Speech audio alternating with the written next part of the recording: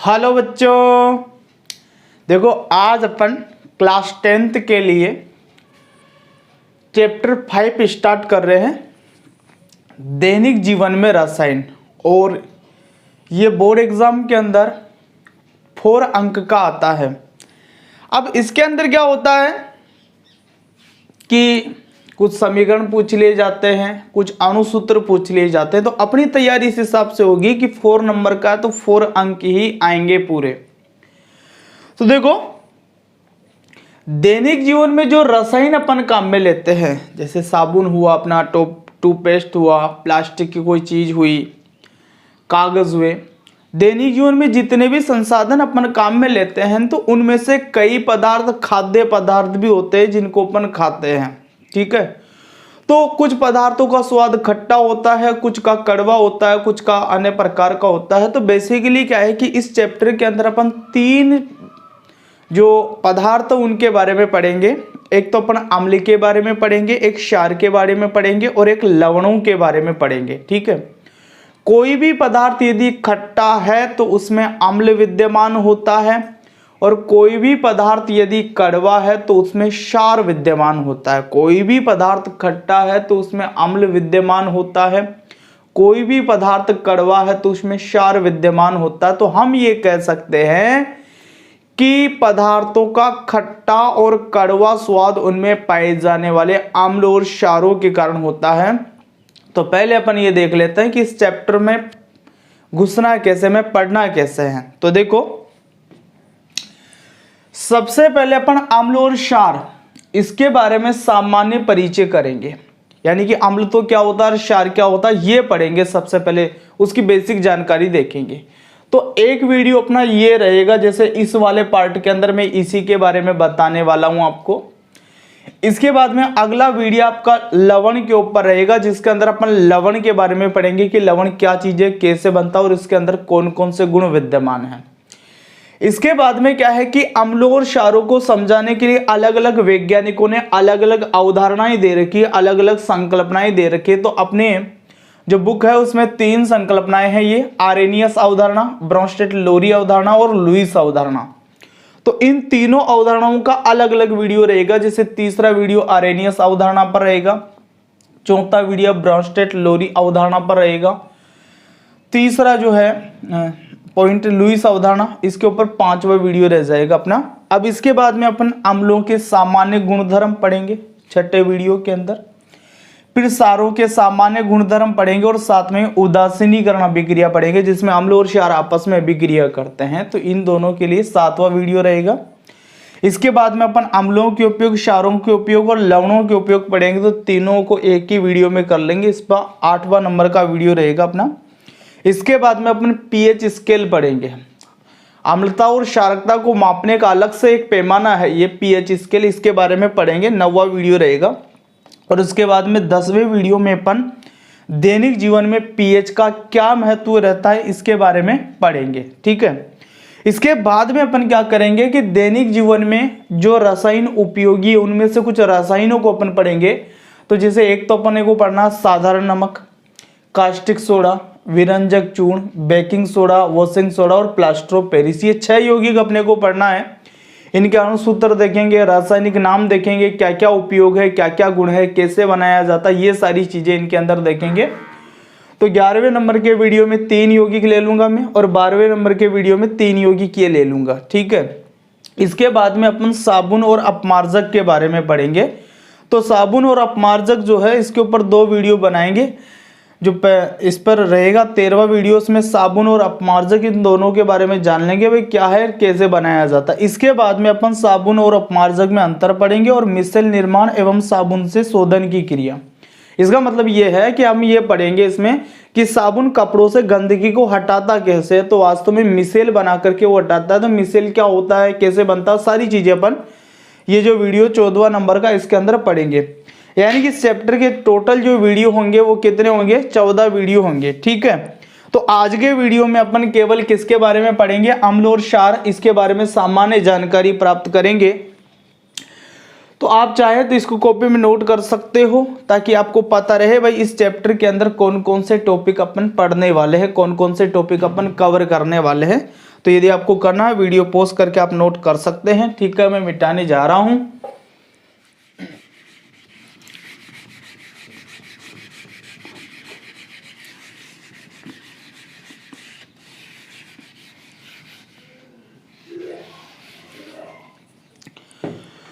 तो अब अपन बात करते हैं अम्ल की, क्योंकि अम्ल और क्षार इन दोनों के बारे में बेसिक जानकारी अपने को लेनी है इस वीडियो के अंदर। तो हम बात करने वाले हैं अम्ल की। तो अम्ल को हम अंग्रेजी में बोलते हैं एसिड। अम्ल का अंग्रेजी में क्या नाम होता है? एसिड होता है। ठीक है, और ये एसिड शब्द लैटिन भाषा का एक शब्द होता है एसिडस, इससे बना हुआ है। एसिड शब्द लैटिन भाषा का एक शब्द होता है एसिडस, उससे बना है। और इस एसिडस शब्द का अर्थ होता है खट्टा। यानी कि क्या हुआ कि शुरुआत में जो पदार्थ खट्टे होते थे उनके लिए अम्ल शब्द का उपयोग किया गया था। शुरुआत में क्या हुआ कि जो पदार्थ खट्टे होते थे उन्हीं को अम्ल बोला जाता था। यानी कि पदार्थ को हम चखते यदि वो खट्टा लग गया तो अम्ल, और खट्टा नहीं है तो वो क्या है? कुछ और पदार्थ है। लेकिन यदि अपन इसी तरीके से हर पदार्थ को चख करके मालूम करें भाई अम्ल जो है वो है कि नहीं है, यानी कि उसका स्वाद खट्टा है कि नहीं है, ये चीज का अपन ज्ञान करें, तो कई पदार्थ ऐसे हैं जो जहरीले हैं। हमें जानकारी नहीं है कि वो जहरीला है कि नहीं है। अपन तो स्वाद चखने के लिए उसको जीभ पर रखेंगे, लेकिन वो जहरीला है तो हमें नुकसान पहुंचाएंगे। इसी तरीके से कुछ अम्ल इतने ज्यादा प्रबल होते हैं कि जैसे ही अपन जीभ के ऊपर उनको रखते हैं तो जीभ को ही वो जला देते हैं। ठीक है, तो इसलिए क्या हुआ कि अम्लों को पहचानने के लिए, क्षारों को पहचानने के लिए एक नई तकनीक का विकास किया गया, और उस नई तकनीक को अपन बोलते हैं लिटमस पत्र। तो ये लिटमस पत्र क्या होता है इसके बारे में जानते हैं पहले। तो देखो, एक पादप होता है जिसका नाम होता है लाइकेन। लाइकेन वास्तव में सहजीवी संबंध होता है। इसके अंदर कवक और शैवाल दो प्रकार के जीव एक साथ रहते हैं जीवन भर। तो देखो, जो कवक होता है इसके पास में क्लोरोफिल नहीं होता है, लेकिन ये जल व खनिज लवणों का अवशोषण करता है। क्या कर लेता है? ये जल और खनिज लवणों का अवशोषण कर लेता है। और जो शैवाल है इसमें क्लोरोफिल होता है, यानी कि ये भोजन बना सकता है। शैवाल है, इसके अंदर क्या मौजूद है? क्लोरोफिल होता है, यानी कि ये प्रकाश संश्लेषण की क्रिया के द्वारा भोजन बना सकता है। लेकिन ये जल और खनिज लवण अवशोषित नहीं कर पाता, इसके अंदर ऐसी क्षमता नहीं होती है। तो इसलिए क्या होता है, देखो, कवक और शैवाल दोनों साथ रहते हैं, तो जल और खनिज लवण कवक एकत्रित करता है और एकत्रित करके ये शैवाल को प्रदान कर देता है। ठीक है, शैवाल इससे क्या करेगा? जो भी इसको पदार्थ प्राप्त हुआ है उससे ये भोजन बनाएगा, क्योंकि इसके पास में क्लोरोफिल है। तो जो भी भोजन बनेगा खुद भी भोजन कर लेगा ये, और कुछ मात्रा में भोजन ये क्या करेगा? कवक को भी दे देगा, जिससे दोनों की ही भोजन की आवश्यकता की क्या हो जाएगी? पूर्ति हो जाएगी। तो ये जो लाइकेन है इसमें कवक और शैवाल दोनों पाए जाते हैं। तो एक प्रकार का सहजीवन वाला पौधा है ये।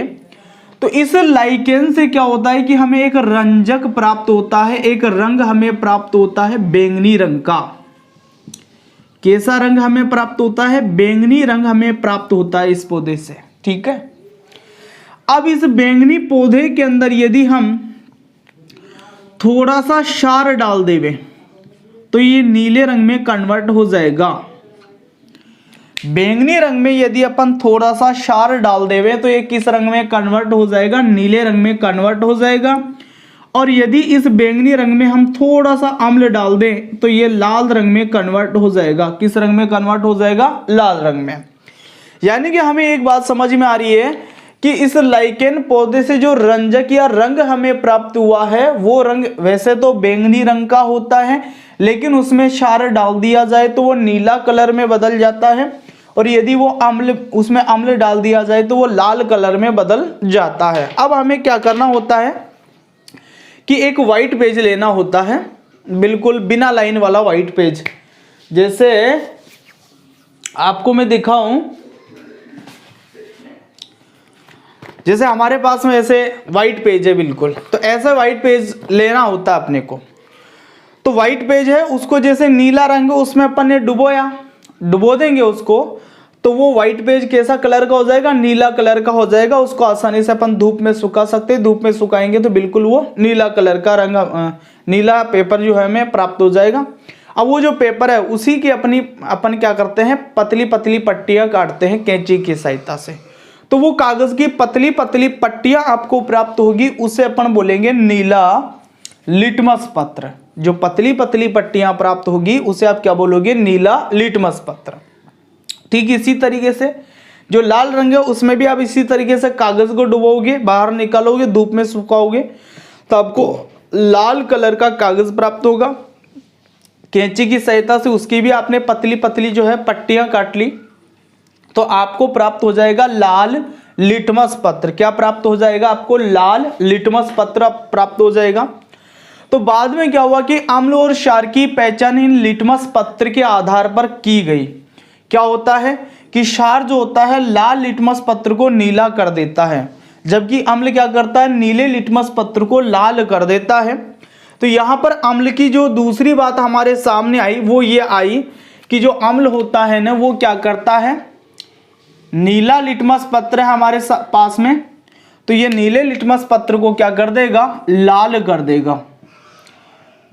अम्ल नीले लिटमस पत्र को क्या कर देते हैं, लाल कर देते हैं। इसके अलावा एक बात और है कि जो अम्ल होते हैं वो क्षार से उदासीनीकरण अभिक्रिया करते हैं। क्षार से कौन सी अभिक्रिया करते हैं, उदासीनीकरण अभिक्रिया। उदासीनीकरण अभिक्रिया करते हैं और लवण और जल बनाते हैं।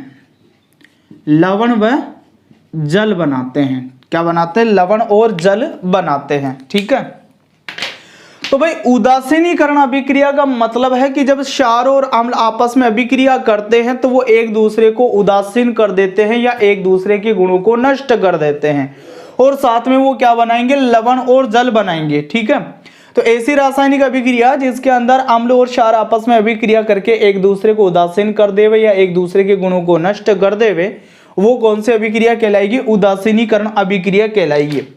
तो सामान्य रूप से कोई पूछ ले हमें भाई अम्ल होता क्या है, तो हमारा उत्तर क्या होगा, देखो अब पूरी बात को मैं यहां पर लिख रहा हूं। हम क्या बताएंगे कि वे पदार्थ जो स्वाद में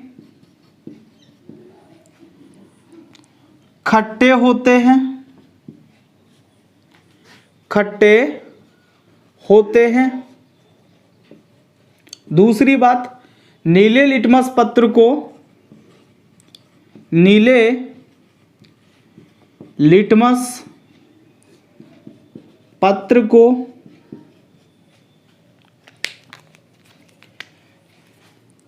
लाल कर देते हैं। कैसा कर देते हैं, लाल कर देते हैं, तथा क्षारों से उदासीनीकरण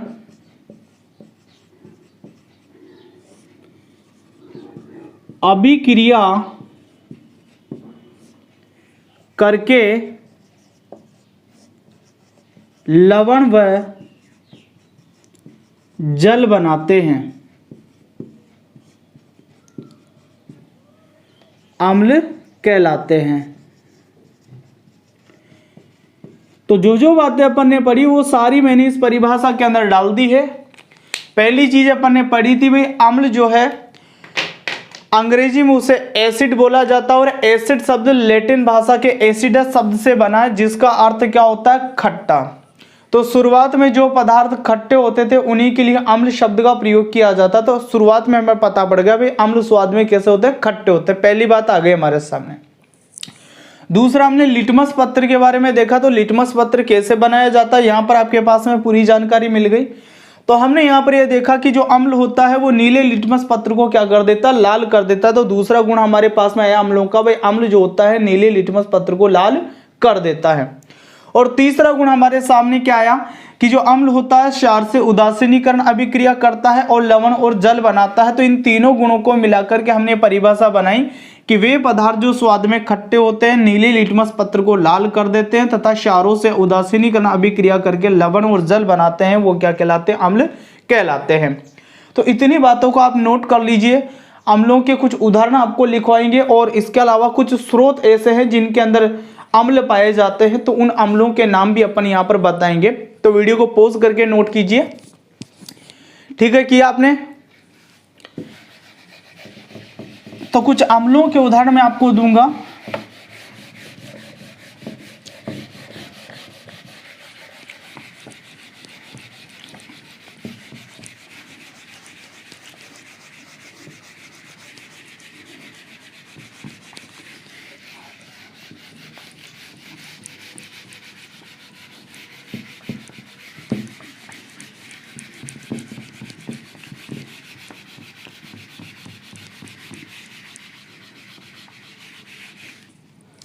तो देखिए कुछ अम्लों के उदाहरण लेते हैं। उदाहरण किसके? अम्लों के। अणुसूत्र सहित बताते हैं आपको। तो पहला उदाहरण अपन ले लेते हैं हाइड्रोक्लोरिक अम्ल। इसको हम नमक का अम्ल भी बोलते हैं और इसका जो अणुसूत्र होता है वो होता है HCl। इसके बाद में दूसरा अपन ले लेते हैं सल्फ्यूरिक अम्ल, और सल्फ्यूरिक अम्ल का ही दूसरा नाम है गंधक का अम्ल और इसका अणुसूत्र होता है H2SO4। इसके बाद में मैं ले लेता हूं नाइट्रिक अम्ल। नाइट्रिक अम्ल, इस नाइट्रिक अम्ल का दूसरा नाम है सोरेका अम्ल। सोरेका अम्ल। अम्ल को हम सामान्य भाषा में तेजाब भी बोलते हैं। तो जैसे यहाँ पर आप नमक का तेजाब बोल सकते हैं, गंधक का तेजाब बोल सकते हैं, सोरे का तेजाब बोल सकते हैं। तो इसका अणुसूत्र है HNO3। अब एक आपको बात बताता हूं कि ये तीनों जो अम्ल होते हैं, हाइड्रोक्लोरिक अम्ल, सल्फ्यूरिक अम्ल और नाइट्रिक अम्ल, ये तीनों अम्ल परबल अम्ल होते हैं। कैसे अम्ल होते हैं? ये परबल अम्ल है ये, यानी कि शक्तिशाली अम्ल है ये। ठीक है, इसके बाद में आगे चलते हैं अपन। तो आगे मैं ले लेता हूं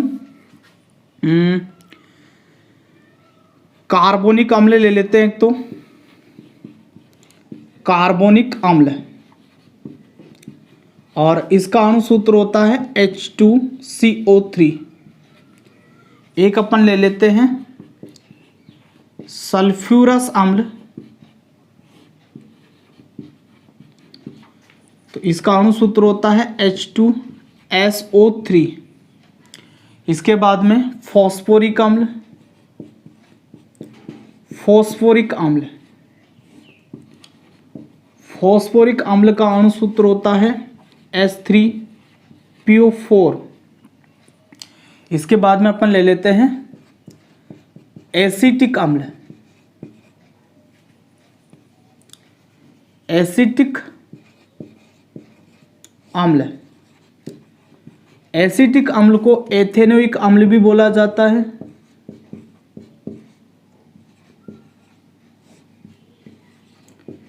और इस एथेनोइक अम्ल का अणुसूत्र होता है CH3COOH। CH3COOH। ऐसे एक अम्ल को ले लेते हैं अपन फॉर्मिक अम्ल। फॉर्मिक अम्ल, इसी का दूसरा नाम है मेथेनोइक अम्ल। मैथेनोइक अम्ल, और इसका अणुसूत्र होता है HCOOH। मैथेनोइक अम्ल HCOOH। तो ये अम्ल अपने को याद में रखने हैं, इनके अणुसूत्र। वैसे बेसिक केमिस्ट्री के अंदर मैंने पहले आपको ये अणुसूत्र लिखवा रखे हैं, लेकिन आप सीधे यहीं से पढ़ रहे हो तो उतार लेवे इनको।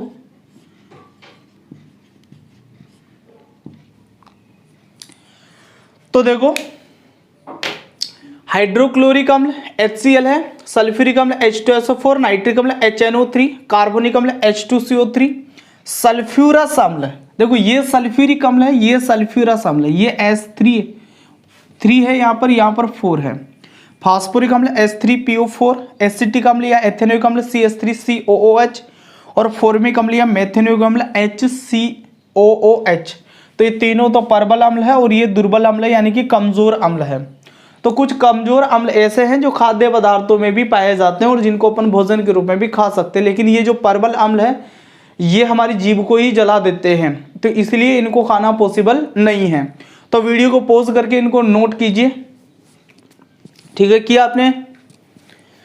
अब इसके बाद में कुछ पदार्थों में पाए जाने वाले जो अम्ल है उनके बारे में अपन पढ़ रहे हैं। तो अपनी बुक जो है 10th वाली, उसके अंदर 5 पदार्थों के अंदर पाए जाने वाले जो अम्ल है उसके बारे में हमें जानकारी दे रखी है, तो वो याद करने हैं अपने को।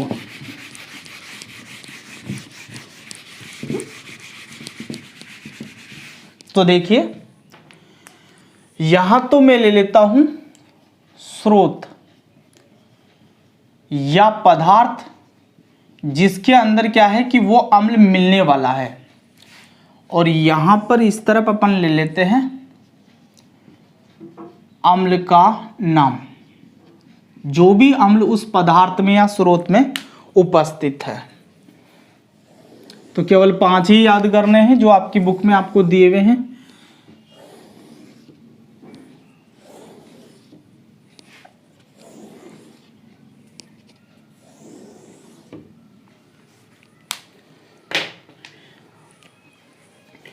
तो देखो, इसमें सबसे पहले मैं लेता हूं सिरका, और इस सिरका के अंदर पाया जाता है एसिटिक अम्ल। एसिटिक अम्ल, या आप इसको एथेनोइक अम्ल भी बोलते हैं, एथेनोइक अम्ल, ठीक। दूसरा पदार्थ अपन लेते हैं इमली। इमली, इसके अंदर पाया जाता है टार्टरिक अम्ल। टार्टरिक अम्ल, ठीक है। इसके बाद में मैं लेता हूं नींबू व संतरा। इन दोनों के अंदर 2 प्रकार के अम्ल मिलेंगे। एक तो मिलता है सिट्रिक अम्ल, साइट्रिक अम्ल भी बोलते हैं, सिट्रिक अम्ल भी बोलते हैं, एक ही बात है। और एक दूसरा और अम्ल पाया जाता है जिसे अपन बोलते हैं एस्कोर्बिक अम्ल। एस्कोर्बिक अम्ल, देखो, एस्कोर्बिक अम्ल विटामिन सी का दूसरा नाम है। विटामिन सी का रासायनिक नाम होता है एस्कोर्बिक अम्ल, ठीक है ना। तो जितने भी खट्टे फल है, जैसे नींबू है, संतरा हुआ, आंवला हुआ, इन सब के अंदर विटामिन सी पाया जाता है। विटामिन सी का मतलब इनमें एस्कोर्बिक अम्ल पाया जाता है, क्योंकि एस्कोर्बिक अम्ल विटामिन सी का ही क्या है, रासायनिक नाम है। तो नींबू और संतरा, इसके अंदर साइट्रिक अम्ल या सिट्रिक अम्ल भी पाया जाता है, और क्या पाया जाता है, एस्कोर्बिक अम्ल भी इसके अंदर पाया जाता है। इसके बाद में अपन लेते हैं लाल चींटी का डंक। देखो, लाल चींटी है ना, इसको अपन फॉर्मिका चींटी बोलते हैं। कौन सी चींटी बोला जाता है इसको? फॉर्मिका चींटी बोला जाता है। तो इसके डंक में अम्ल जो पाया जाता है उसे अपन बोलते हैं फॉर्मिक अम्ल। फॉर्मिक अम्ल, और इसी फॉर्मिक अम्ल का दूसरा नाम है मेथेनोइक अम्ल।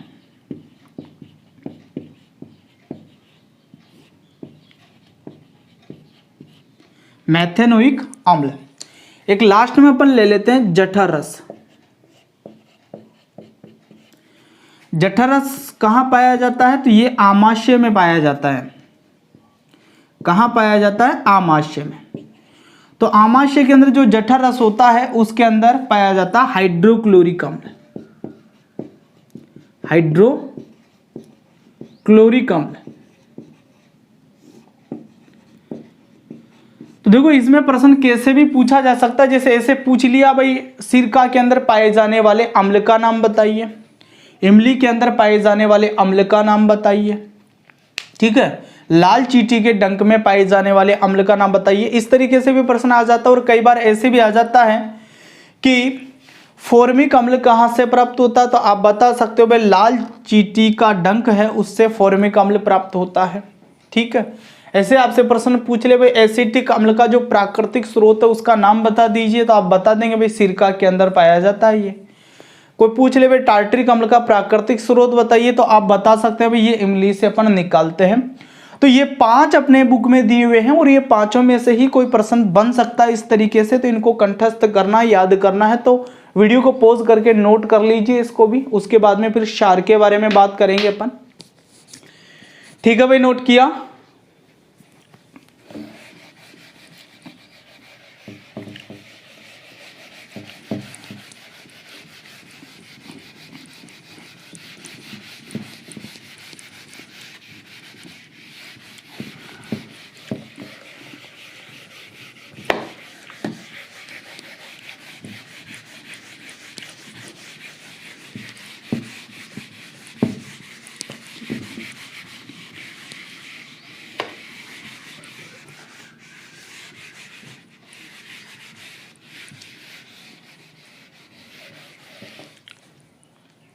अब इसके बाद में अपन बात करेंगे क्षार की।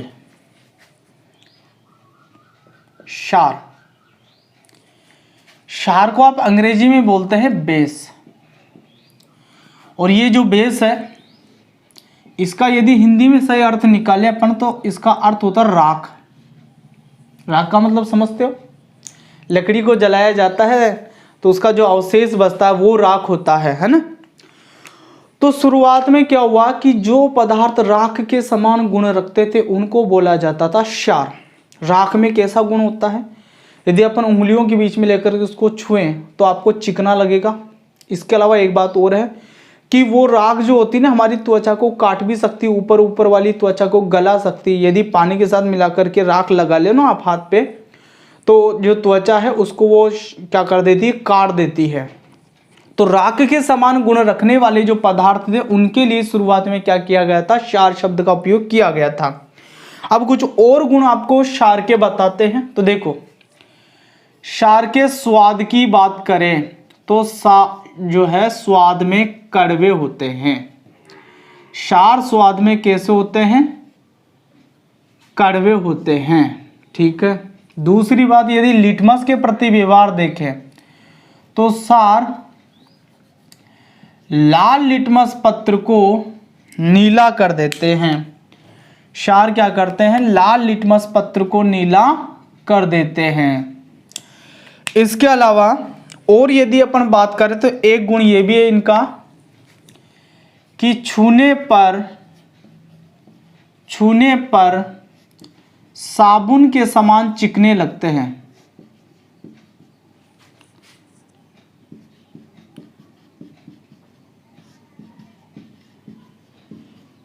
चिकने लगते हैं। छूने पर साबुन के समान कैसे लगते हैं? ये चिकने लगते हैं। और लास्ट बात यही है कि ये अम्लों से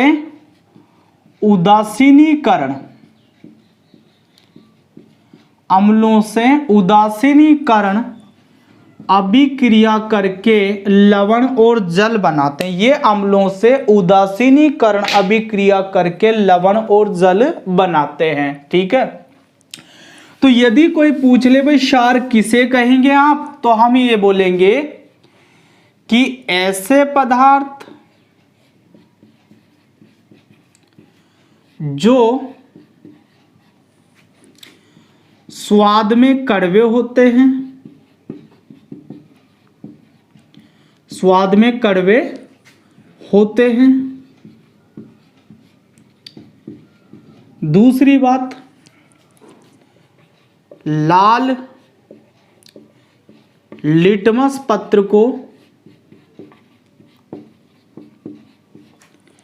नीला कर देते हैं।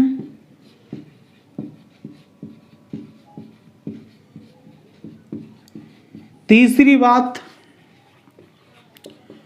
छूने पर साबुन के समान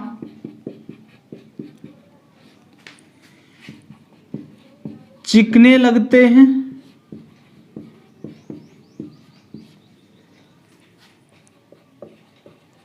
तथा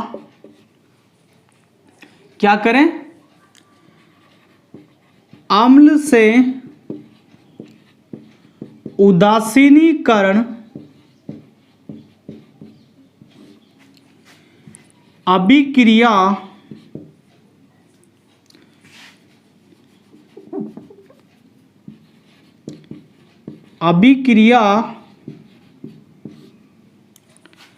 करके लवण व जल बनाते हैं। क्षार कहलाते हैं। क्षार कहलाते हैं। तो क्या बोला हमने कि ऐसे पदार्थ जो स्वाद में कड़वे होते हैं, लाल लिटमस पत्र है उसको कैसा कर देते हैं, नीला कर देते हैं। छूने पर साबुन के समान चिकने लगते हैं तथा अम्ल से उदासीनीकरण अभिक्रिया करके लवण और जल बनाते हैं, वो क्या कहलाते हैं, क्षार कहलाते हैं।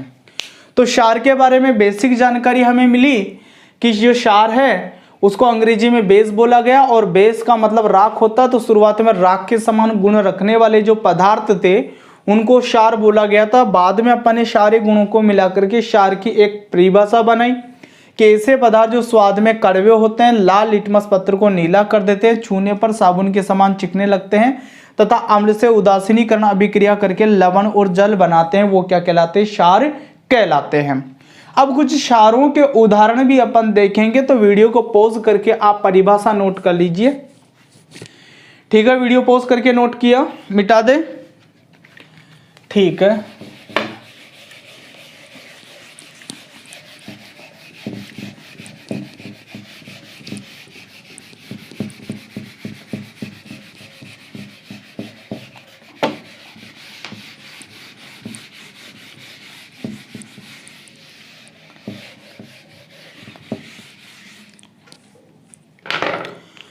तो देखो कुछ क्षारों के उदाहरण अपन लिखते हैं अब, जिनके अणुसूत्र भी अपने को याद करने होंगे।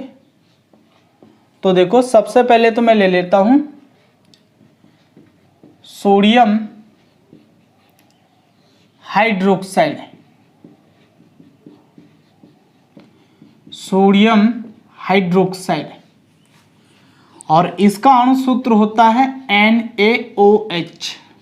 ठीक है, इसके बाद में अपन लेते हैं पोटेशियम हाइड्रोक्साइड,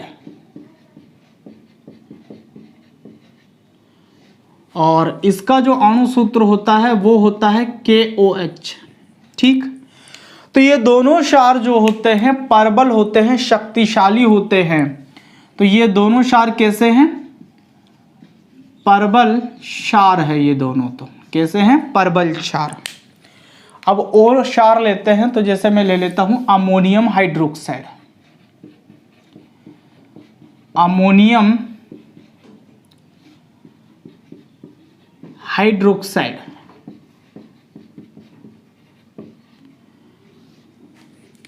अमोनियम हाइड्रोक्साइड का होता है NH4OH। इसके बाद में अपन ले लेते हैं मैग्नीशियम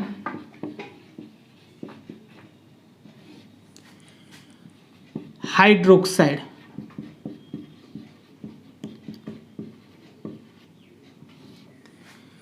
मैग्नीशियम हाइड्रोक्साइड जो है इसका एक नाम और है, इससे अपन बोलते हैं milk of magnesia. Milk of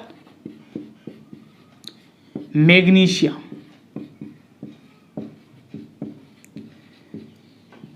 तो इस मिल्क ऑफ मैग्नीशिया या मैग्नीशियम हाइड्रोक्साइड का जो अणु सूत्र होता है वो होता है MgOH का होल ट्वाइस।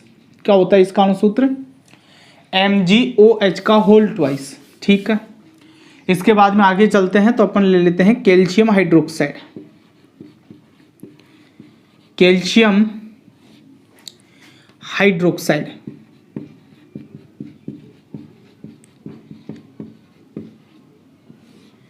कैल्शियम हाइड्रोक्साइड का भी और नेम है, तो इससे अपन एक तो बोलते हैं बुझा चूना।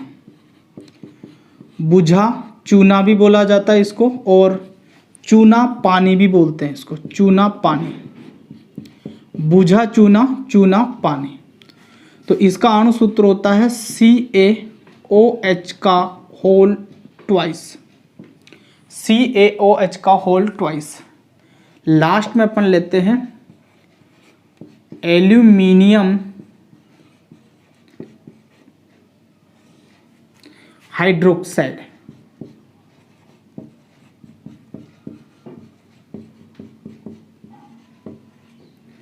एल्यूमिनियम हाइड्रोक्साइड, और इसका अणु सूत्र होता है AlOH का whole thrice. Aluminium hydroxide AlOH का होल थ्राइस। तो अब आप देखो कि ये बचे भी जो क्षार है, ऊपर वाले दोनों क्षारों को छोड़ करके, ये सभी दुर्बल क्षार है। कैसे क्षार है ये? दुर्बल क्षार। ठीक है, तो ये भी आपको वीडियो पॉज करके नोट करने हैं, तो वीडियो को पॉज करके नोट कर लीजिए। किया आपने ऐसा? अच्छा, एक बात सुनिए, इससे पहले हमने बेसिक केमिस्ट्री के लिए 6 वीडियो अपलोड कर रखे हैं, उनके सबके लिंक आपको डिस्क्रिप्शन बॉक्स में मिल जाएंगे। तो वो वीडियो आपको देख करके यहाँ पर समझना है सारी बातों को। मैं ये मान करके चलूँगा कि वो वीडियो आप देख करके आए हो, या फिर 9th में बहुत अच्छे से आपने जो केमिस्ट्री वाला पोर्शन है वो पढ़ा होगा।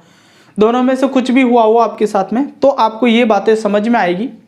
ठीक है, तो आज के वीडियो में इतनी ही बातें अपने को करनी थी। अम्ल और क्षार के बारे में सामान्य जानकारी दी। प्रबल अम्ल कौन कौन से हैं, प्रबल क्षार कौन कौन से हैं, दुर्बल अम्ल कौन कौन से हैं, दुर्बल क्षार कौन कौन से, ये सारी बातें अपने आगे काम आएगी। ठीक है, तो बच्चों आज के वीडियो में इतना ही। मिलेंगे फिर नेक्स्ट वीडियो में, तब तक के लिए ऑल द बेस्ट।